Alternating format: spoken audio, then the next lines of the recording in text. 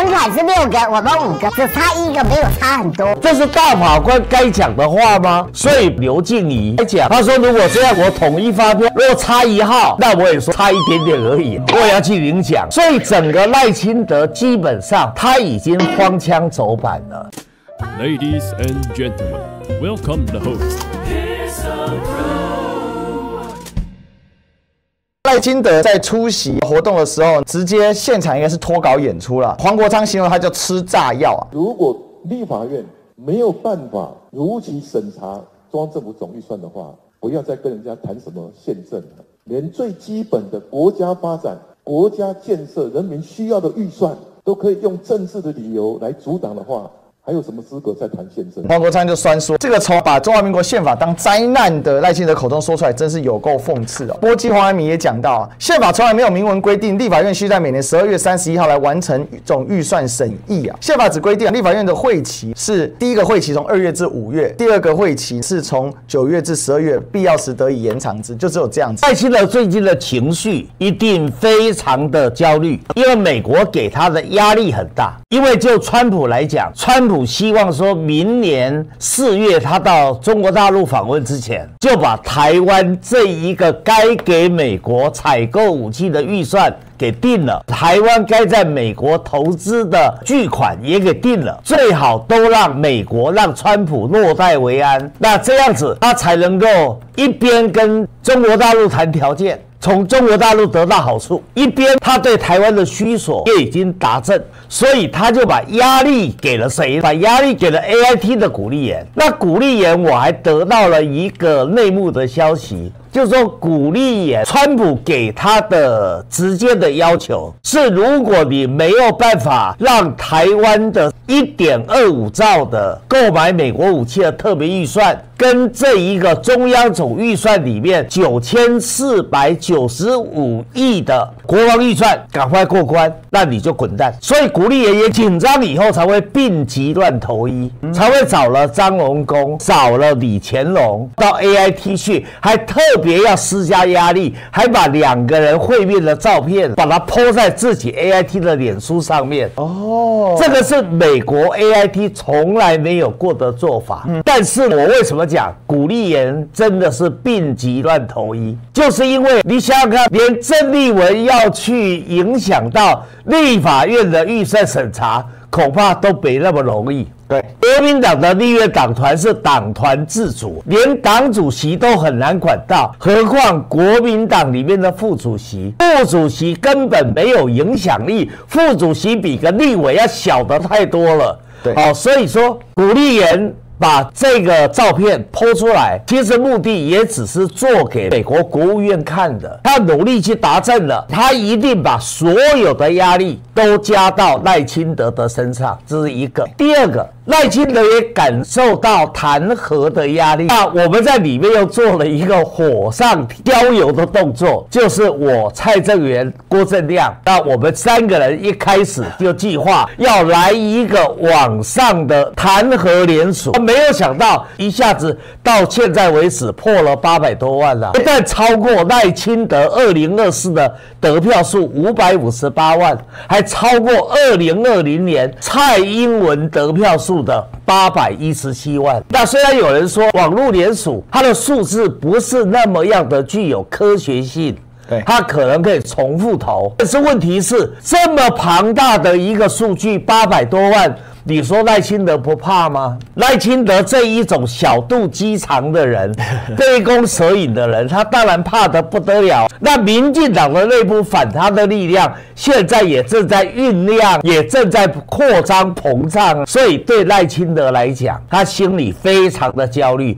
心煩意亂的結果，當然就使他昨天做了一個非常丟臉、非常爛的一個宣言。他想要把責任推給在野黨。對，問題是你賴清德，你做過立委，你知道我們在立法院的時候啊，是我們基本上審總預算都是熬到最後一天挑燈夜戰才通過的啊，每年是這樣，都是這樣啊。那你知道今年的會期已經通過了，要延到1月31號，是，所以不是12月31啊。那既然延到1月31還早，对不对？你賴清德做過立委說假的啊，難道你不知道總預算一定是在最後1、2天挑燈夜戰才把總預算通過的啊？這叫做慣例。而依照憲法裡面也沒有規定什麼時候通過。更重要的是，你今天賴清德做過那麼多毀憲亂政的事情，你還有臉談憲政？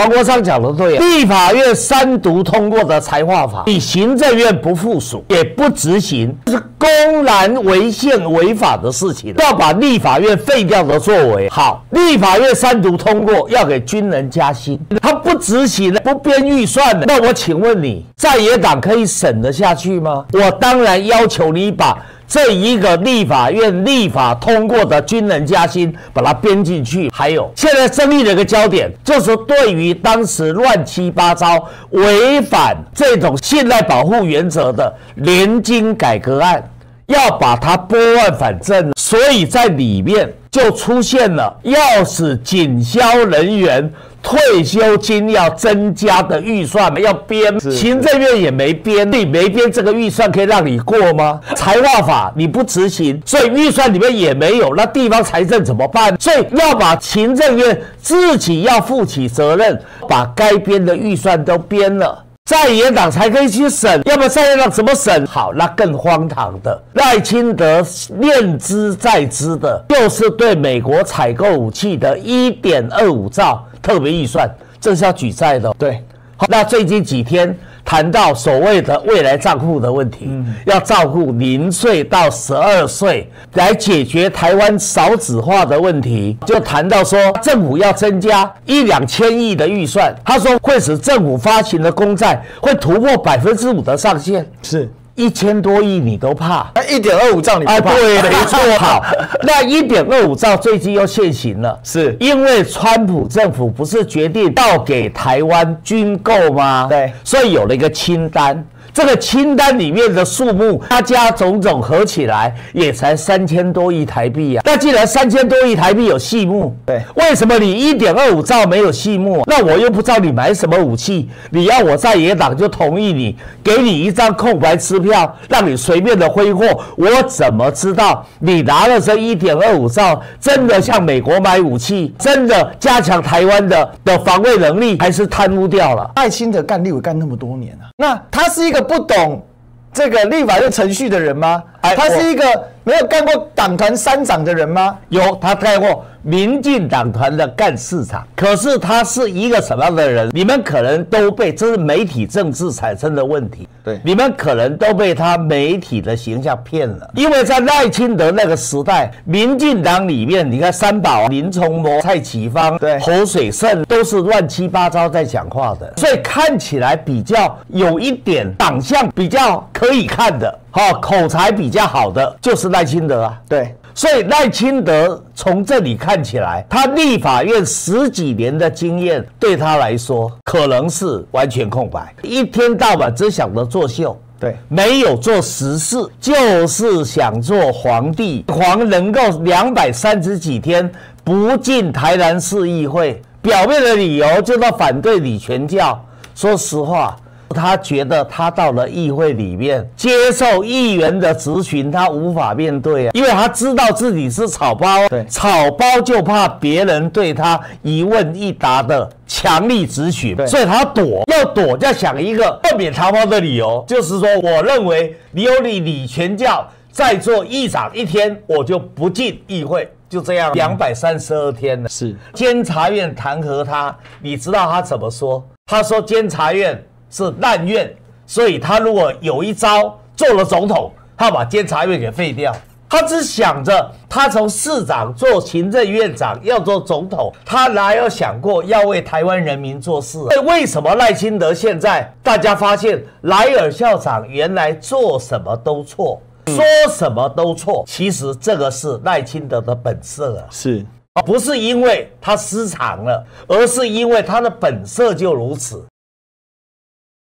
如果把賴清德的經歷再延長一點，对，你就更看清楚他這個人了。对，賴清德家裡很窮，他是賴朝金已故礦工之子，從小他媽媽把他很含辛茹苦的拉拔長大。對，他們家最會念書的人就他，所以他考上台大，雖然念的是當時台大最後一個志願，我們那個時代丙組最後一個志願的獸醫。那賴清德在獸醫系他念得很不如意，所以他接着在大概大2或大3，他就想辦法轉系，轉到醫學院。可是轉到醫學院又很難轉到醫學系或牙醫系，甚至轉不了藥學系，他就轉到復健系。在復健系畢業以後，他去當兵，當兵了以後，他覺得他這一輩子就是想做醫生，因為當時候念丙組的人都是以做醫生作為他最高目標，所以他就去報成大後醫，結果就進了成大後醫。那成大後醫畢業了以後，他就被派到成大醫院實習，這時候他遇到了他第一個恩人，是這個恩人叫林義煌。林義煌後來就成為民進黨在台南唯二的市議員。林義煌就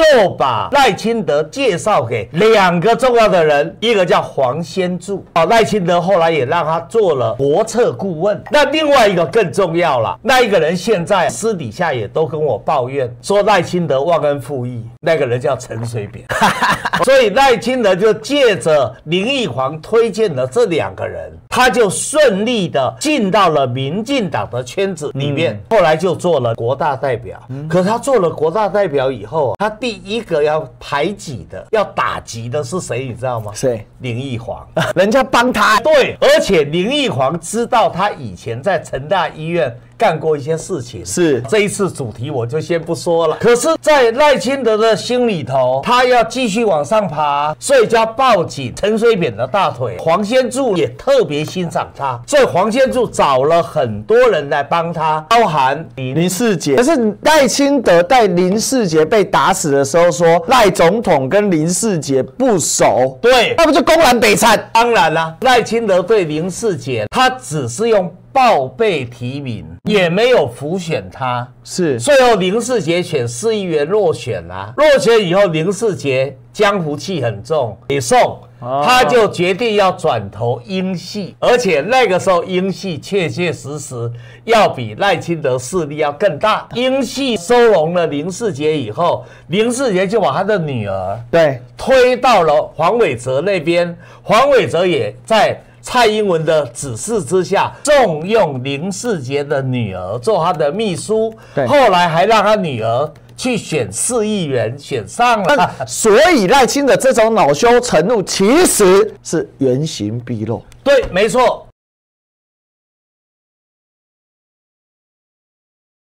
民進黨打算全面限制兩岸交流，這是不是也是因為賴清德今天沒博啊，繼續操作兩岸議題？不然你看現在講憲政，他講不贏人家啊，動不動就被鄭麗文、黃國昌瞪着臉罵。我覺得在賴清德的心裡頭啦，他嚴格來說是個膽子很小的人，是個杯弓蛇影的人，所以他怕不怕大陸對台灣真的採武統的作為？很怕。所以你看，最早講2027大陸要武統台灣的人就他啊，所以賴清德的內心深處投降，但是他現在有壓力，因為他一輩子做假，一輩子戴着假面具示人，對，所以他只要露出了一點他想跟大陸妥協投降的跡象，他很可能就被獨派給打死。所以他不敢，所以他現在處在一個比較為難的境地。中華民族，他又覺得吳鳳山雖然是台南幫的老先生，但是吳鳳山基本上也不見得聽他的，所以我才建議，我說你賴清德乾脆自己兼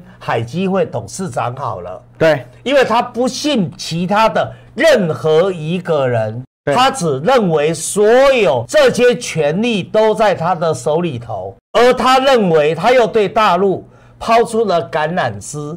我至少看到了2次拋橄欖枝，一次就是企業併購論。他說大陸是大公司，台灣是小公司，大公司要併購小公司，大公司要提條件。這不是擺明了就是投降的宣言嗎？是，他就要大陸你提條件啦，而他只在意一個條件啦，就是第一任特首是不是他啦。第2次，他不是又講說，如果他能夠跟大陸好好互動，台灣願意幫大陸脫離經濟困境。他當然指的是半導體，當然指的是高階晶片的生產。所以他也在玩這個花樣，向大陸示好，意思告訴大陸，他就是要維持他與大陸這一條天地線。這條天地線能夠繼續的保持下去，所以在這種情況之下，再加上他小肚雞腸、杯弓蛇影的性格，他當然不准你公務員，不管是現任或退休的，到大陸去。所以他所謂的要許可，以前是報備嘛，對，好，那現在變許可，那以前是11職等以上的對才需要去報備，好，那現在不是。現在連10職等以下的基層公務員要到大陸去都要報備，不止報備了，都要許可才能夠去啊。對，許可去了以後，去之前要寫報告，我去大陸有什麼行程，就是他要把台灣與大陸這一個雙方互通的管道，他完全壟斷。是，所以他認為這樣子，他就進可攻，退可守。他也在台灣要去打擊任何可能跟大陸有互動的人，對，他會盯緊這些人。現在是陸配，那慢慢的就會從陸配再擴大到後來很可能你一般的平民到大陸，可能都要一開始報備，接着要許可，回來還要寫報告，陸委會還會給你查水表，將來麻煩事一大堆。他就是要設下層層的路障，來影響兩岸的交流啊！讓告訴大陸說，你看你要不要台灣？你要台灣，你只能找誰？只有一個人可以找，獨家代理商。對了，那個人叫賴清德。賴清德已經執政超過1年半了，最後2年半的時間，權力越加不滿足，他就越加瘋狂，他越加濫權。對，你面對民進黨，面對賴清德，除了直球對決，沒有別的方法。對，好，因為他基本上，你如果要跟他玩陰的，你沒有辦法玩得過他。對，他會陰招綿延不斷。但是你如果跟他直球對決，唯快不破了。